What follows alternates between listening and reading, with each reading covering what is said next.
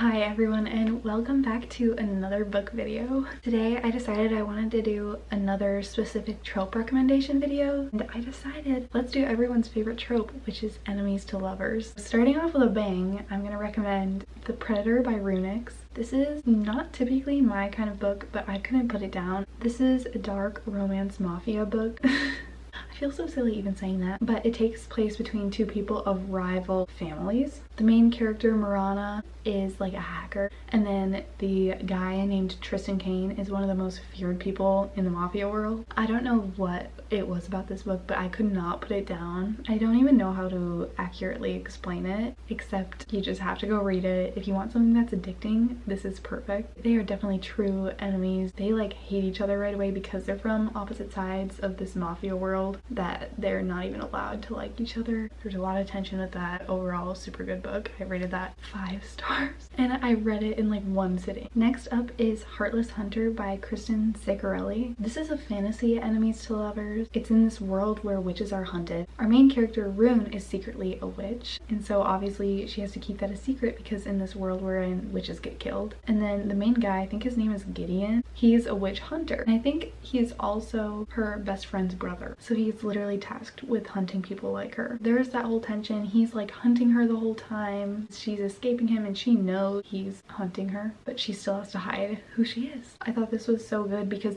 again, they're on the opposite sides of a conflict, so even if they do like each other, they're forced to dislike each other. That's what I felt like made this actually work really well. Okay, the next book I want to recommend is one that's kind of been becoming super popular lately, but that is Daggermouth by H.M. Wolfe. But this is like a dark dystopian kind of book. Main girl's name is Shatter, and she's sent to kill the kingdom's executioner, who is like the prince. So there's that whole thing. She's sent to kill him, and then things happen and they're forced into an arranged marriage. There's a lot of tension with that. They come from opposite sides of like a war, a conflict. This one I would say really is true enemies. Like, it is not, we kind of dislike each other and then suddenly we're in love. It's like they kind of hate each other most of the book, and it ended on a cliffhanger, so if you don't like that, we'll wait until the next one comes out, hopefully. Also, it did get picked up by a publisher. It's kind of hard to find paperbacks of it right now because they're going to be re-rolled out, I believe, but I think it's still on ebook if you want to read it. Next up is Wings So Wicked by Emily Blackwood. This is a fantasy romance about this girl named Hunter who's literally a vampire hunter. Like, that's what she does. Anyway, she goes to this academy, and at this academy there's this set of trials for all the people who want to compete. You can go through these trials and try and make it to this city where there's angels. I believe the reason people sign up for these trials is because the angels can grant you some sort of wish. While she's there, her roommate is actually a fallen angel, so he's not part of the rest of the angels anymore. His name is Wolfe, and they really dislike each other at first, are very suspicious of one another, but they end up actually having to work together to make it through these trials, and they both have the same goal and hope they can make it to this city. They say this is like Serpent in the Wings of the Night mixed with Fourth Wing mixed with the Hunger Games, and I totally see that. So if you liked any of these books, I would recommend you read this. Also, another one that ends on a cliffhanger. I was really shocked by the ending of this book. Such a plot twist and cliffhanger. Since I just mentioned The Serpent in the Wings of the Night, I may as well recommend that one while we're at it. This is another fantasy book with a set of trials. It's kind of this tournament that happens. It's literally just like the Hunger Games. It's a tournament held by the goddess of death. Typically it's mostly like vampires and stuff participating in this tournament, but Aurea, who's a human, decides to participate in this tournament because she's been raised by vampires her whole life. They trained her and everything, so she's gonna go participate in this tournament. While she's there, she meets this guy named Rain, who's a vampire, and they really dislike each other. Obviously they're trying to kill each other because that's the tournament. But they end up striking a deal and working together to get to the end. I really liked this book because I thought Aurea was such a cool character. I feel like there were so many plot twists left and right. Again, this one ended on a cliffhanger, and there's like multiple books following it. And then there's also this like entire world conflict happening in the background. I thought this book was really well written and so easy to read. It was kind of addictive. Great book. I was not bored at all reading it. Next, we're gonna kind of take a turn from fantasy books I'm gonna recommend something kind of unique to this trope. This Is How You Lose the Time War by Amal, El-Mohtar, and Max Gladstone. This is like a sci-fi novella about these two agents on opposite sides of a war named Red and Blue, but they're on this war that goes across different timelines across history. So both of them are sent to different points in history to kind of influence the events that happen. All of a sudden they start leaving messages for each other, almost like they're kind of taunting each other. Slowly these messages turn into like letters, and there's always unique ways that they're sending them to each other. And over time they develop this connection even though they never really met each other, and even though they're on complete opposite sides of this war. Their relationship builds entirely off of these letters and solely on their communication with each other.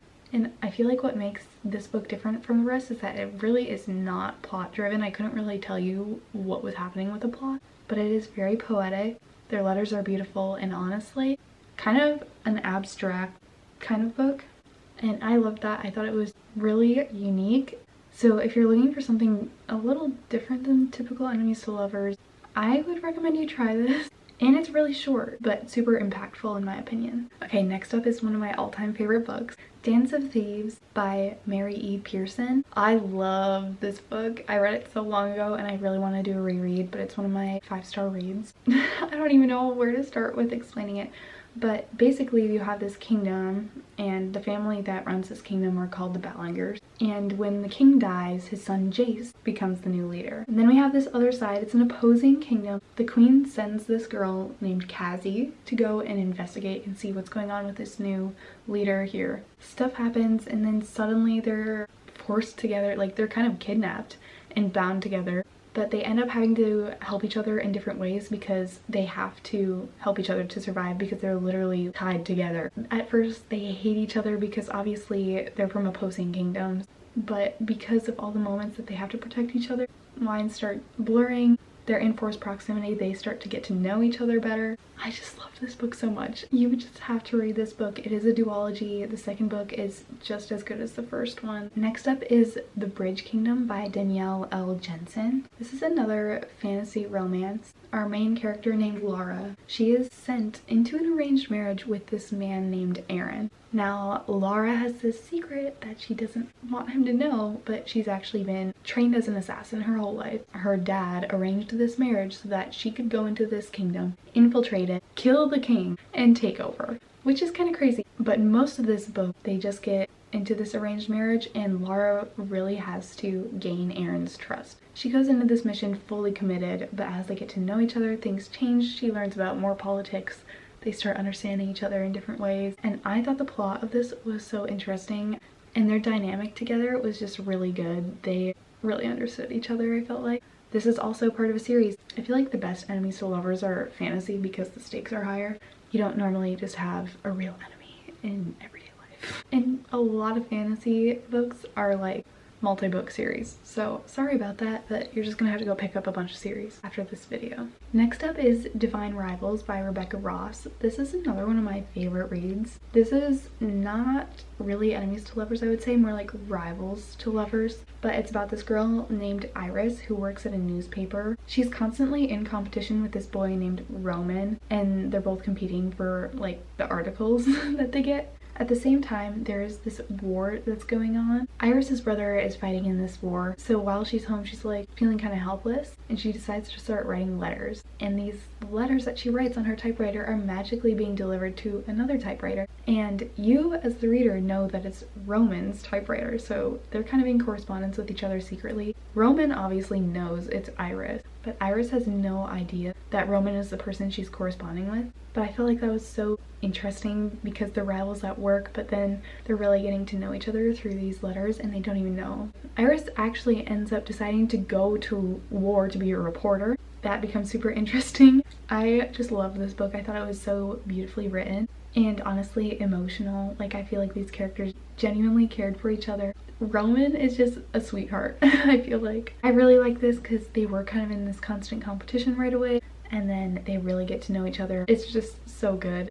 I haven't even read the second book yet because I'm scared after how this one ended. I would highly recommend you read this book. It's one of my favorites. Next up is Beach Read by Emily Henry. Everyone's read this book, but if somehow you haven't, I'm gonna try it and convince you here. This one, I wouldn't say is typical enemies to lovers, but more like rivals to lovers. They were academic rivals in school. We follow our main character, January, who is like a romance writer, and then she ends up spending her summer, I believe, in this house she inherited, the beach house, and her neighbor just happens to be this guy named Augustus, who is like a literary fiction writer, I'm pretty sure, and also the guy that she knew in college. And they both have extremely different ideas on what good writing is. And they make this challenge to each other that they should swap genres for the summer. So they're both writing books together, spending time together, they're doing like research together, and really just spending a lot of time together. I would also say this book is Grumpy Sunshine. Augustus is very stoic, quiet, and then January is just kind of like light and more fun. I felt like this book had a lot more emotional depth than a lot of other romance books, which is why a lot of people love it. So if you haven't somehow read it yet, go read it right now. I love this book. Next up is another super popular series, which is Shatter Me by Tahereh Mafi. This one is like a dystopian series, but the main character, Juliet, has power, I would say, but her touch is lethal. Anyone who comes into contact with her. So because of that, she's been isolated most of her life. She's kind of locked up and taken by this government group, and the leader of this group is named Warner. He becomes very, very interested in Juliet's power, which she doesn't like. So there's kind of this conflict there where she's almost like this prisoner of war, and then he's trying to use her. As the series goes on, they start to understand each other more, they learn more about each other. There's a lot more that, like, it's hard for me to explain this book because I don't want to give any spoilers. You just have to read it. The series is so dramatic, but most of the books are pretty short. You can get through it pretty quickly. Next up is Nightshade by Autumn Woods. This was one of my favorite books last year, but this is like a dark academia romance, kind of rivals, suspicious kind of thing rather than true enemies. But this is about a girl named Ophelia who takes a scholarship to the school Sorrow Song University, which is kind of an elite university in the Scottish Highlands. But she decides to take the scholarship because she's trying to prove that this man named Cain Green is responsible for her parents' death. And while she's there, she meets this man. He's another student who just happens to be named Alex Green, whose father may be Cain Green, who she's after. So she's very suspicious of him, and there's a lot more suspicion and danger and things going on underground that you maybe didn't realize at first, that maybe Ophelia didn't even realize at first. But this is definitely a mystery. You kind of don't know who you can trust in this book. And while Ophelia is there at Sorrow Song, she actually ends up having a stalker. So much stuff happening in this book, so good, and the relationship development is also so good. Okay, next up I'm going to recommend Six of Crows, which a lot of people have already read this book. I wouldn't say that enemies to lovers is like the main trope. In this book, there are these two characters named Nina and Matthias, and they are most definitely enemies to lovers. Nina is a Grisha, which in this world basically just means she has magic powers. And then Matthias is a Driscoll, but he's basically like someone that hunts the Grisha, and he's trained to capture and kill people like Nina. And everything that Matthias thinks about Grisha, he just believes that Nina is very dangerous. Nina, just being a Grisha herself, puts her at risk being around Matthias. Anyway, these two in the book are stranded together after a shipwreck, so they're forced to rely on each other to survive. And I feel like what makes their relationship so good is that they literally have conflicting core belief systems about one another. So it's not personal at all. It's just everything that both of them have been taught about the other. So throughout this, they learn to trust each other and unlearn what maybe isn't true about what they previously thought about one another. And their story is just so emotional. I love both of these characters and their development, and the whole story overall was just beautiful. And next up is one of the most popular enemies to lovers, and that is The Cruel Prince by Holly Black. I feel like this one actually kind of deserves the hype, but in this book we follow Jude, who is a human living in this magical world where fae live. She's grown up there her whole life, and she has to disguise herself that she isn't human, but obviously the whole time she knows and feels like she really doesn't belong. And then we have Carden, who's like one of the fae princes, and he is one of the people that make Jude suffer in school. Like, he kind of torments her a little bit. But Jude isn't the character who's just gonna sit there and take it. She kind of wants revenge almost. She's so strategic and intelligent. She finds out how to use Carden as a pawn in her game. Lots of tension, and both of these characters have a lot more depth than originally we thought. And I thought Carden was kind of a funny character. He seems like he's just kind of sassy. This is definitely more of a plot-driven book, I would say, and a lot of politics, which if you don't like that, you maybe wouldn't love this, but overall, super good book. Last but not least is Legend by Marie Lu. This is a 4-book series. It's a dystopian young adult book, but this is about these two characters named June and Day. June is basically a prodigy for this government. All people in the Republic go through this trial at a certain age. I can't remember what age, but basically they get scored. Only people with certain scores are allowed to continue living in this society. And June is like the prodigy. She had one of the highest scores ever. She actually works for the Republic. And then Day is the country's most wanted criminal, who's actually June's assignment. She's assigned to hunt him down, find him, and bring him back. He is a suspect of killing June's brother. She is like hunting him down. Obviously they meet eventually. June really trusts the Republic and Day really doesn't. I really liked this book because it was a lot about like the politics. Both Day and June challenge each other in different ways, which I really liked. I felt like their story was just really cute. I liked both of their characters so much. Anyway, I think that's gonna be the end of this video. Hopefully you heard of a new book that maybe you're interested to read now. I think doing these kind of videos is so much fun, and I love just having a chance to talk about books. Let me know your favorite enemies to lovers book. I would definitely love some recommendations. That's all I have for today. Bye!